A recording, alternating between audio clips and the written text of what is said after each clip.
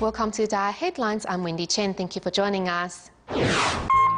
Coming up in today's show, Tzu Chi volunteers in the Philippines are holding a rice distribution in Valenzuela City to help 391 families. In Malaysia, we meet Tzu Chi volunteer Jiang Tai-Shun, who gave up his high-paying job to open a vegetarian restaurant. And in our final report on the truth behind fashion, we find out how clothing made from organic cotton is an affordable alternative for all. First up, in the Philippines, a major fire broke out in Valenzuela City, leaving 263 families homeless. Upon learning of the tragedy, Tzu Chi volunteers traveled to the disaster site to carry out a survey and held a distribution to hand out daily necessities. Hands held together in prayer, these fire victims give thanks for making it through the blaze safe and sound. Here in Valenzuela City, as a result of a child playing with matches, a fire blazed through the community, leaving 263 families homeless. During the fire, I was so worried about my children and grandchildren. I wasn't sure if they knew about the fire or not. When I saw that they were safe and sound, I was finally able to relax.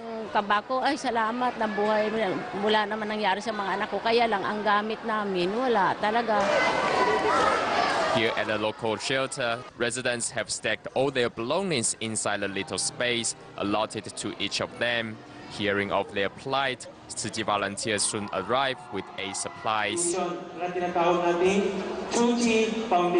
Each family receives a bag of rice, blankets, pots and plates, and other daily necessities. For residents that were left with nothing, this aid was a step to starting anew.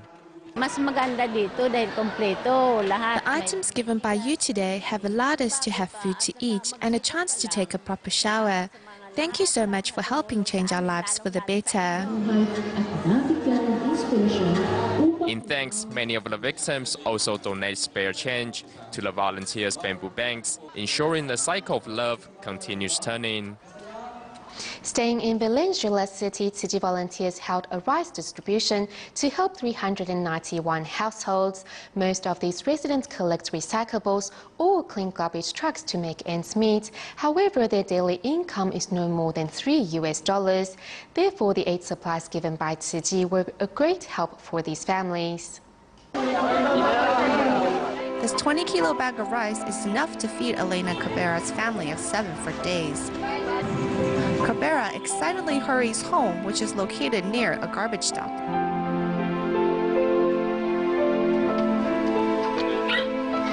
Working as a cleaning maid with her husband, their income is less than $3 a day. However, Cabrera insists on sharing her rice with her 3 other impoverished neighbors. What I've learned from Tzu Chi is helping others is not something to be put off. It's always right to do good deeds. Especially as I have received so much, I should seize the opportunity to help others as well. The aid distribution recipients for this event are mainly those who sort recyclables to make a living, such as Manuela Cabuco, who is glad to share this rice with her children and grandchildren. These aid supplies will give us enough rice to eat. Thank you for your help. I want to thank the Tzu Chi Foundation from the bottom of my heart. This really helps us to reduce the financial burden of our family.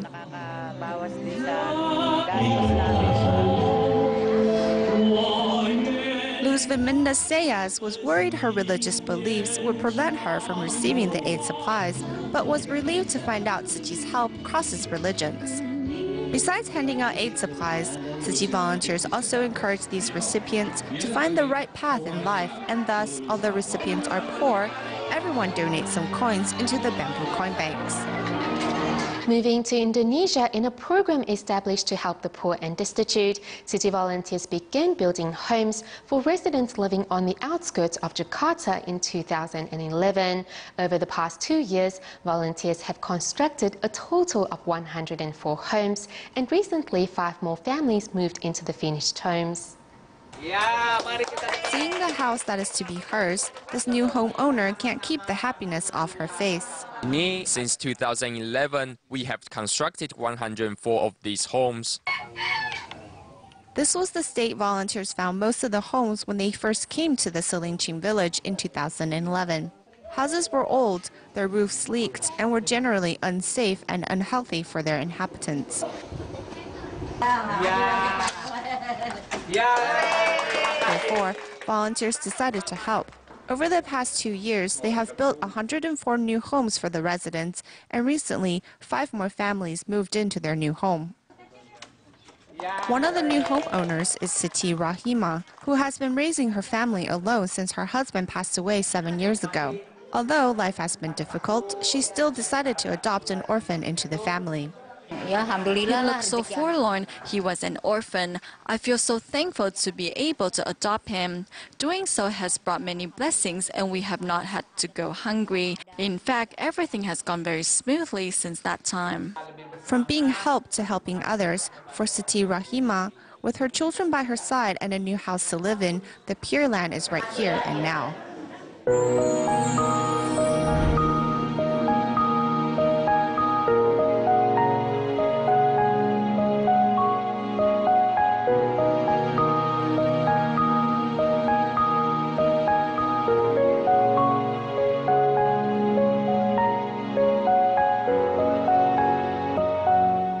In China, a tea gathering was held in Nanjing, where over 70 volunteers took part and shared with each other their changes since joining Tzu Chi. Meanwhile, at the tea gathering held in Shanghai, Tzu Chi volunteers discussed ways to promote the Buddhist NGO to local communities. The advance in technology does not strengthen the relationship between two people, but in fact keeps them at a distance. 基本上是用短信，但是我觉得这样子。 Normally, we would send text messages to our fellow volunteers, but I think by doing so, there's still a gap between us. If there's an event, I will always call them because I want to interact with them and show them my care. To reduce the gap between Tzu Chi and the local community, today Shanghai Tzu Chi volunteers are holding a tea gathering to discuss ways to strengthen this bond. 这一次，针对 We will pay more attention to caring for our fellow volunteers. Each person will probably be responsible for 3 to 5 people. I think this way we won't miss anyone. Moving to Nanjing City, Tzu Chi volunteers there are also holding a tea gathering. To remind everyone of the importance of teamwork, Tzu Chi volunteers thoughtfully come up with a group activity.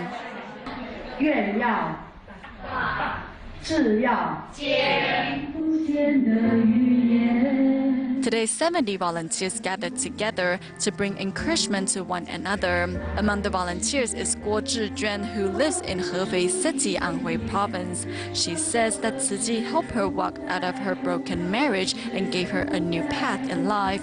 Whenever I go home from a Tzu Chi event, I am very happy and will have the motivation to do things. It would be great if we can have tea gatherings in Hefei City because I think I can learn a lot from them. With the same concept and determination in mind, Tzu Chi seeds of love are spreading far and wide in Nanjing City. Also holding tea gatherings are Tzu Chi volunteers in Johor Bahru of Malaysia, who held the event at their local recycling station as well as in a nearby community. Let's take a look. Arriving at Tzu Chi's recycling station are local residents, many who are visiting this place for the first time as they come to learn more about Tzu Chi. Practicing recycling is like a habit, so it won't be so hard if we treat it like a habit. On the same day, Tzu Chi volunteers are also holding a tea gathering in a nearby community. Working hand in hand, a residential area is transformed into a venue for the tea gathering. Community residents were invited to attend the tea gathering as volunteers hope to give them a better understanding of the meaning and mission of Tzu Chi. I need to reciprocate and help those in need because Tzu Chi has helped me in the past. That's why I decided to become a Tzu Chi volunteer. Once a care recipient to now a Tzu Chi volunteer, Li Shuzhao does not shy away for sharing her story with those in the audience. She hopes her story can inspire more people to join Tzu Chi. When there is someone in need, Tzu Ji is always there to help by providing physical and emotional aid. I'm very touched by the good deeds Tzu Ji volunteers and community volunteers have been doing. I saw a lot of seniors in Taiwan that are happily devoting themselves to Tzu Ji's missions. Holding the lamp of the heart, praying for blessings, regardless of the location, anywhere can be a cultivation ground. Next, we meet Johor Bahru Tzu Ji volunteer Jiang Taixun, who used to be a highly paid consultant, but after surgery in 2012, decided to quit his job to open a vegetarian restaurant. As tiring as it may be running a restaurant, Jiang remains determined to be an advocate of vegetarianism. In 2010, Johor Bahru volunteers put on the musical adaptation of the Sutra of Innumerable Meanings. One of the onstage volunteers was Jiang Taixun. At that time, he wore a gray uniform as he was participating in Sichen training. In 2012, Jiang returned to Taiwan for his certification ceremony. However, he fell ill and had to go to the hospital for surgery. The care he received from fellow Tzu Ji volunteers moved him to make a vow. I made a vow that I would like everyone to adopt a vegetarian diet. At the end of that year, Jiang quit his high-paying job as a consultant and started his own vegetarian restaurant. Every day, he works in a hot kitchen for up to 10 to 12 hours, but his resolution has never wavered. I often see customers who are normally meat eaters walk in to dine at the restaurant, and that comforts me and makes me happy. In an effort to spread his conservation ideals, Jiang not only encourages his patrons to bring their own utensils, but also display Jinsi publications inside his restaurant. Although business is now running smoothly, it wasn't always this way. Jiang's business partner, Zhong Meiling, also new at being a restaurant owner, had trouble at first finding the right sort of staff. Those staff that left could not accept adopting a meatless diet while working here, so they chose to look for a job elsewhere. Calling on fellow volunteers to help out in the kitchen, it seemed the restaurant had gotten through over a hurdle. But what about hiring a chef? Thankfully, Jiang's own mother traveled from Penang to teach her son how to navigate the kitchen. I persisted in teaching him how to cook until he got everything down pat. For his determination and effort, Jiang was well respected by fellow volunteers. From not knowing how to cook to becoming a whiz in the kitchen is no easy task. Most of the time, it does not feel like you're not eating meat, as the dish's main ingredients are vegetables. It is 11 at night when the restaurant finally closes, and although Jiang is physically tired, his spirit is refreshed. He has further plans to expand into the delivery service so that more community members will be able to enjoy eating vegetarian meals.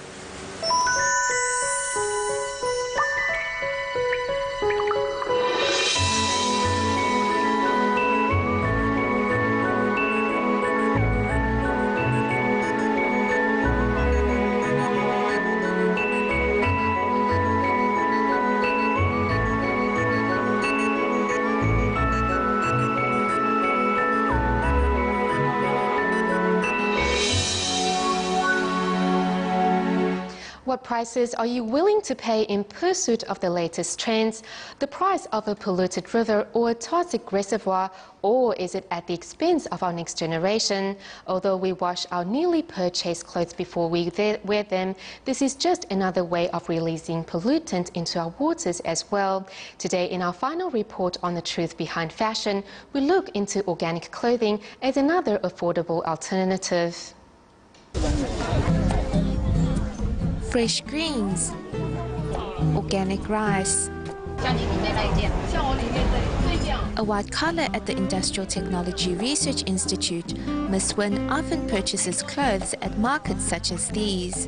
If clothes contain too much fluorescent agents, it's bad for our health. And many of the dye fabrics contain harmful chemical substances, so I always wash my newly purchased clothing first before wearing them. The label should be stipulated that it is 100% organic cotton.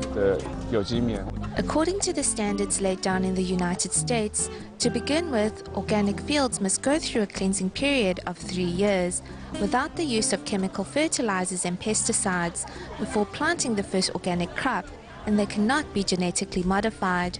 However, the production volume of organic cotton is low, with an output of less than 1,000 of the world's total. And the question is, how do we identify organic cotton? GOTS, also known as the Global Organic Textile Standard, is the leading processing standard for textiles made from organic fibers worldwide. The Control Union certifies this as being an organic product, and this authentication registration number can also be validated. Originally working for a technology giant, Xue Kunzhong felt the need to do more to benefit the environment, and thus entered into the organic cotton industry at the age of 40. But as the production volume of organic cotton is low, it can only be authenticated at the source. It's written "combed" here. It means that it is combed cotton, and here it reads 100% organic. I've been in the industry for 40 years now, but I still can't tell the difference between organic and non-organic cotton. They all look the same. Unlike the novel designs you find on the market, garments made from organic cotton appears to be less striking. Yet the non-use of chemical bleaching and dyeing poses a challenge in the manufacturing process. It contains a lot of cotton seed hulls, and it's more difficult to weave because the cotton yarn is different in thickness. Next, the back-end sewing and cutting of organic fabric also puts skills to the test. This is also cotton, but it has spandex to add elasticity. But organic cotton fabric doesn't have the same elasticity. It can only stretch so far. But the difference is leftover fabric is considered as industrial waste, and it usually gets sent to the incinerators for elimination. We can't bury it because it doesn't decompose, which is a huge environmental issue. However, Xue Kunzhong's organic cotton and the leftover rags are all 100% recyclable. Xue also finds comfort in knowing that even the packaging used for his clothing is biodegradable, as it is made from maize flour. These are the previous season's clothing, and these are eco-friendly plastic bags. They decompose by themselves. They look just like this, like thin noodles. Cotton fields cover 2% of the world's cultivated land, yet uses 25% of the world's pesticides. Xue Kunzhong often says, if the clothes we wear are not organic cotton, it means we are wearing the equivalent of half a cup of pesticide. I think the more natural and simple something is, the better it will suit our needs. What do we have to wear to follow the latest fad? Here at the marketplace, consumers are given alternative choices. Through the Multi-Stars program, Jingwen High School student Yang Hui from Taipei was accepted into the National Jingmen University. Yang gave up her dream to become a dancer and chose to study long-term care so she can take care of her bedridden mother. Showing her talent in dancing is Yang Hui, who was accepted by the National Jingmen University through Taiwan's Multi-Stars program. To take care of her bedridden mother, Yang gave up her dream to become a dancer and chose to study long-term care. In majoring in long-term care, I will be able to look after my mother and other people in need. Following her father's passing, Yang's mother became the sole breadwinner at home, but was later hospitalized for overwhelming pressure. Having grown up in foster homes, it wasn't until Yang's junior high school teacher adopted her that she finally settled down. A child cannot face such difficulties alone and needs adults' guidance. I feel lucky I have such an experience, which helped me mature and made me feel blessed. Seeing Yang's act of filial piety, the principal of Jingmen University decides to subsidize her airfare to Jingmen and promises to waive her tuition fees. During her studies in Jingmen, we will subsidize her tuition and provide her with accommodation. Despite a life filled with ups and downs, Yang learns to be thankful and shows her maturity in face of difficulties. In Taiwan's Taipei, Tzu Saos from the Nehu district visited a local nursing home and was surprised to find these senior residents aged between 60 to 90 years old were no less energetic than young people.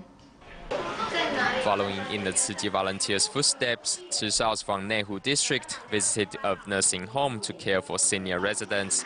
Upon arrival, this 95-year-old resident uses his loud and clear singing voice to welcome his guests.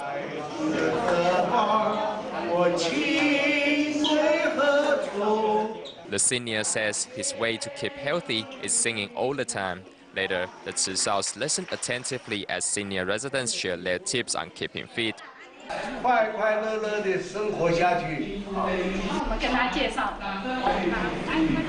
Grandma wishes us Happy New Year and reminds us to keep early hours so we can have a healthy body. You keep calling him Grandpa, but don't you forget that he still has a young heart.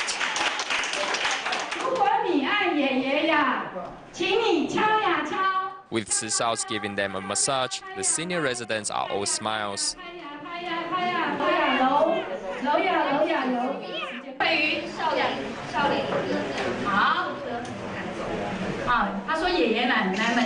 She says these grandpa and grandmas are always smiling, so basically we have to speak words of love and smile upon meeting people so that they will not feel distant and will feel close to you.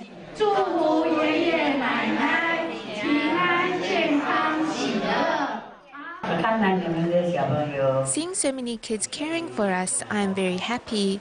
You remind me of my own grandson and granddaughter.